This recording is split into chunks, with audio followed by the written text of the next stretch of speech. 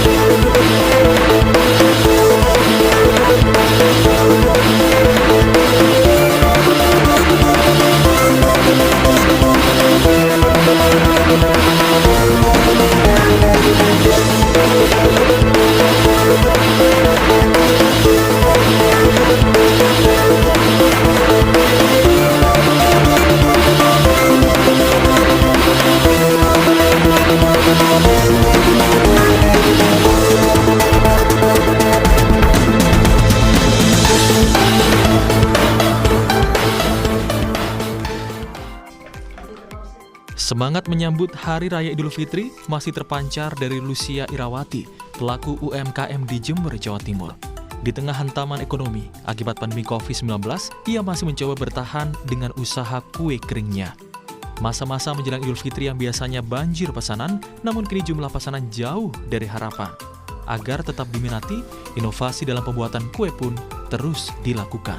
Kami kiat-kiatnya berkreasi, jadi produk kami kalau yang dulu cuma goreng, sekarang ada yang di oven, kemudian bisa mencakup semua kalangan, jadi ada yang free gluten, kemudian ada yang full telur, ada yang non telur, gitu. Jadi bisa dimakan oleh siapa saja.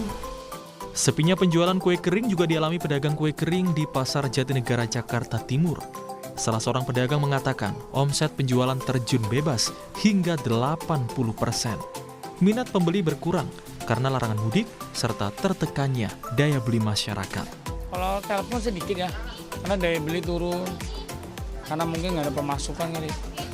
Kalau lama libur, seminggu guys, lebih ramai. Biasa sih awal puasa sudah rame, karena buat pulang kampung ya. Sekarang kan sama sekali nggak ada. Meski kini sektor ekonomi dan dunia usaha sedang terpuruk, namun sektor UMKM dinilai menjadi salah satu penyangga ekonomi di tengah pandemi COVID-19. UMKM dinilai bisa lebih cepat pulih dikarenakan cepat menyerap tenaga kerja sehingga dapat mendorong nilai konsumsi di masyarakat yang akhirnya berdampak positif terhadap roda perekonomian Indonesia.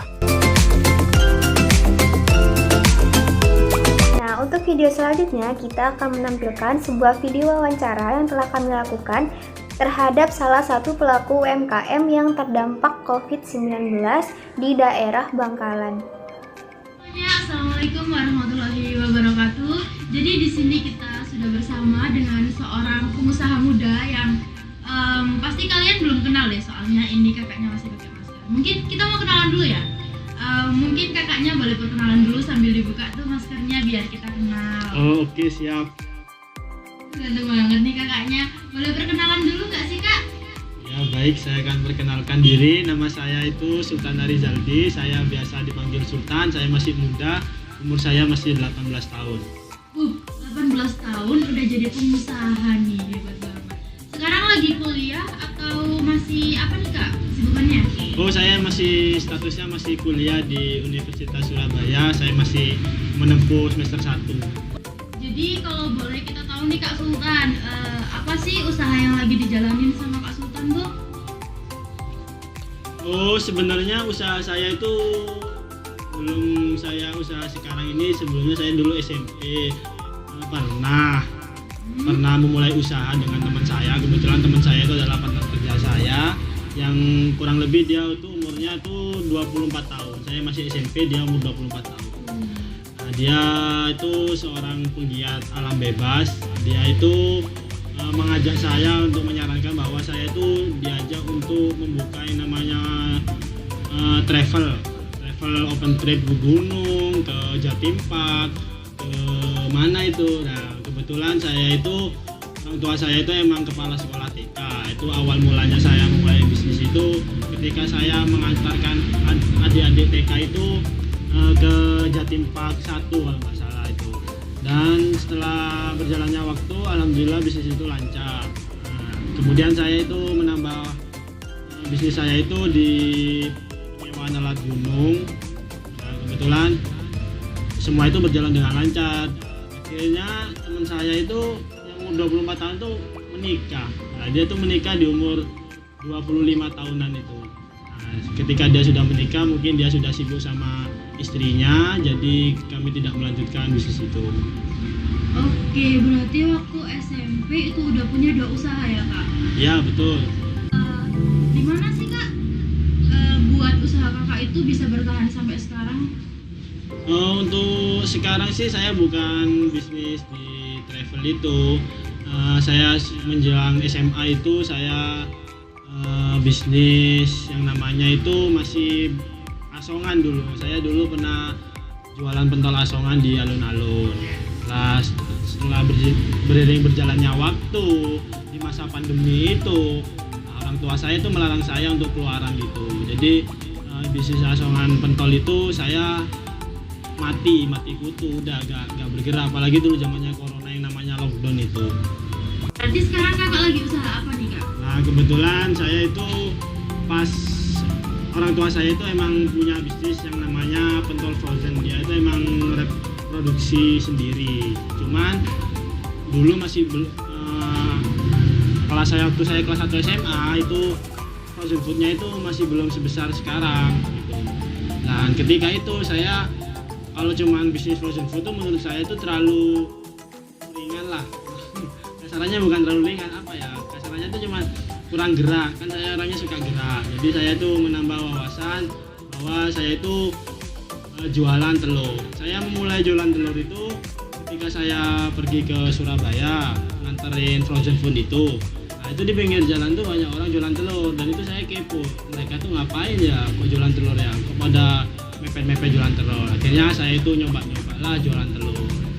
Nah, disitulah bisnis telur itu dimulai. Terus gimana sih kakak bisa memulai sebuah usaha baru, apalagi di tengah pandemi nih yang notabene kita nggak boleh keluar rumah, kita harus stay di rumah gerakannya dibatasin, kegiatannya dibatasin. Gimana sih kakak bisa untuk membuka usaha itu? Mungkin bisa diceritakan. Nah, saya itu membuka usaha baru itu di Telur. Sebelumnya kan saya pernah bisnis travel, itu berhenti itu karena partner saya itu yang sudah sibuk dengan kerja kantoran itu. Kedua, saya itu kerja pentol. Nah, disitulah kerja pentol itu saya berhenti karena masa pandemi. Emang bener dulu yang presiden bilang ada lockdown itu, emang saya jujur saja saya selama 1 bulan itu nggak keluar rumah. Jadi bener-bener usaha itu mati. Nah, kan ketika itu kan masanya pandemi terus berlalu kan, pemerintah memberikan kebijakan bahwa oke lah nggak apa-apa keluar tapi menggunakan masker, protokol kesehatan. Akhirnya dari situlah saya mulai usaha. Nah, saya itu dulu memulai usaha di corona itu, di masa pandemi itu saya sebenarnya ya masa-masa gabut sih, gak ada kerjaan di rumah. Sedangkan saya kan orangnya suka gerak, suka keluyuran gitu. Jadi saya daripada waktuku itu dibuang sia-sia, saya mulailah bisnis telur itu. Kalau boleh tahu nih kak, pendapatannya kakak selama sebulan tuh berapa sih? Terus apakah pendapatannya kakak ini terus melonjak naik atau ada naik turunnya nih kak? Oh, masalah pendapatan. Tentu saja yang namanya seorang usaha, apalagi yang masih muda-muda seperti ini, ya tentu saja banyak kadang naik, kadang turun. Ya itu kan tergantung semangat dari kita semua. Kalau kita yang semangat, ya otomatis pendapatan kita naik. Kalau kita malas-malas, ya otomatis pendapatan kita turun. Yang namanya anak muda kan jiwa malasnya kan masih ada. Nah, tapi belajar dari sini, saya itu yang dulunya malas-malasan jadi semangat. Alhamdulillah di masa pandemi seperti ini pendapatan saya naik terus. Bicara pendapatan per hari ya, itu pendapatan per hari itu kurang lebih itu 200.000. Itu kalau dikalikan per bulan itu kurang lebih 6 juta. Ada namanya beban karyawan, beban kontrakan itu kurang lebih 2,5 juta. Jadi untuk masalah telur itu pendapatan 6 juta dikurangi 2,5 juta itu 3,5 juta. Bilang kalau selama pandemi ini alhamdulillah omsetnya naik terus. Nah, gimana sih kakak bisa bertahan di pandemi ini dengan omset yang terus naik? Apalagi tadi 6 juta ya, itu masih walaupun belum bersih, tapi untuk anak 18 tahun itu termasuk wow banget. Menurut saya sih untuk mendapatkan profit seperti naik terus tuh hanya satu kuncinya, kita ya harus semangat. Kita nggak boleh lengah. Apalagi di masa muda gini kan kita punya usaha. Nah, kita ini nggak boleh meremehkan itu. Kalau kita emang sudah memulai, kita harus serius di situ. Intinya di situ aja. Kalau kalian serius, otomatis profit itu akan naik sendiri. Yang paling penting niat ya kak ya, dan mau berusaha. Ya benar.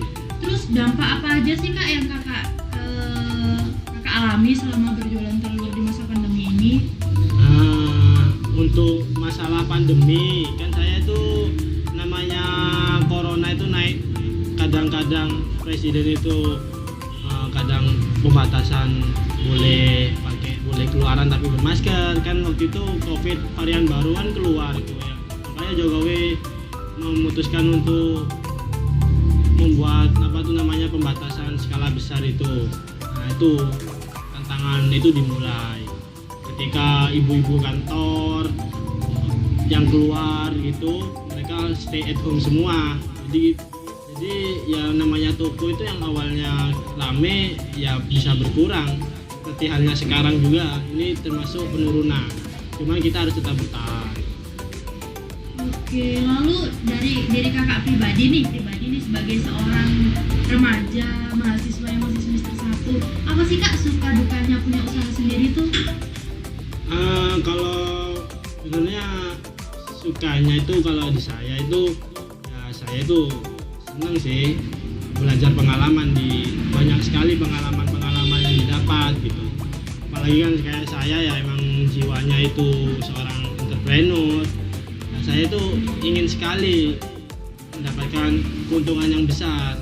Jadi dengan adanya usaha telur tuh besok itu saya semangat lagi dalam menjalankan usaha itu, menjalankan hidup tuh semangat lagi gitu.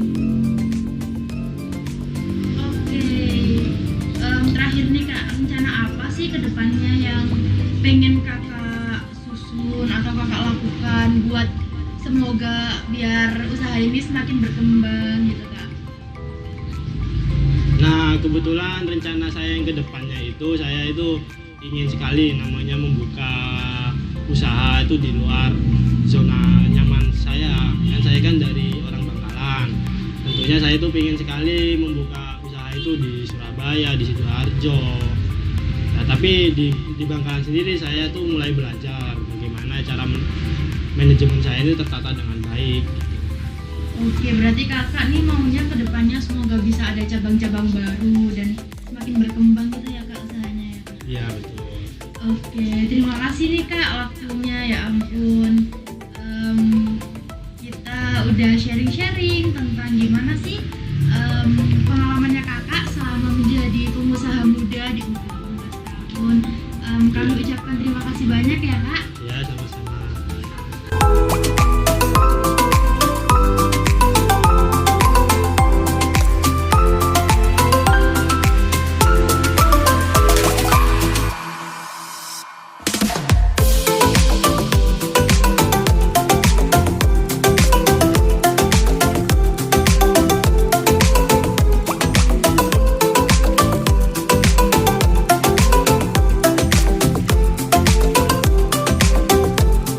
Pendekatan yang terkait dengan kasus yang kami angkat adalah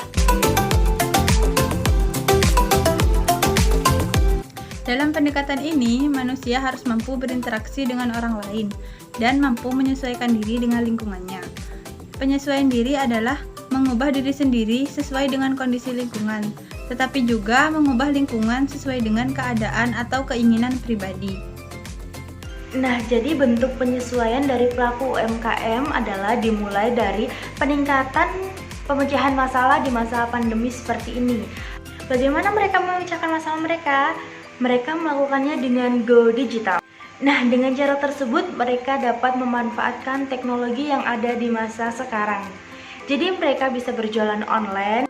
Dengan cara itu juga pelaku UMKM dapat menghemat waktu dan juga tenaga. pendekatan yang selanjutnya adalah pengertian pemberdayaan. Dalam psikologi komunitas adalah sebuah proses yang berlangsung dengan menjadikan komunitas lokal sebagai pusat kegiatan. Proses tersebut menciptakan rasa saling menghargai dan saling menguntungkan. Refleksi kritis, kegiatan partisipasi berbagai sumber daya yang dimiliki untuk mencapai tujuan. Jadi kegiatan UMKM di sini juga bisa menjadi sebuah kegiatan yang saling menguntungkan, baik bagi pembeli, karyawan, atau pemilik dari UMKM tersebut. Dalam kegiatan UMKM di sini akan menumbuhkan rasa saling menghargai, yaitu dengan adanya partisipasi dari segala sumber daya untuk dapat mencapai sebuah tujuan. Maksudnya di sini para karyawan dan juga atasan mengerahkan segala sumber daya yang mereka miliki untuk mencapai sebuah tujuan. Apalagi di masa pandemi COVID-19 seperti saat ini, ada sebuah tuntutan kerjasama di mana mereka harus mengadakan ide-ide yang kreatif sehingga dapat menarik pelanggan kembali dan memulihkan pendapatan yang mereka miliki.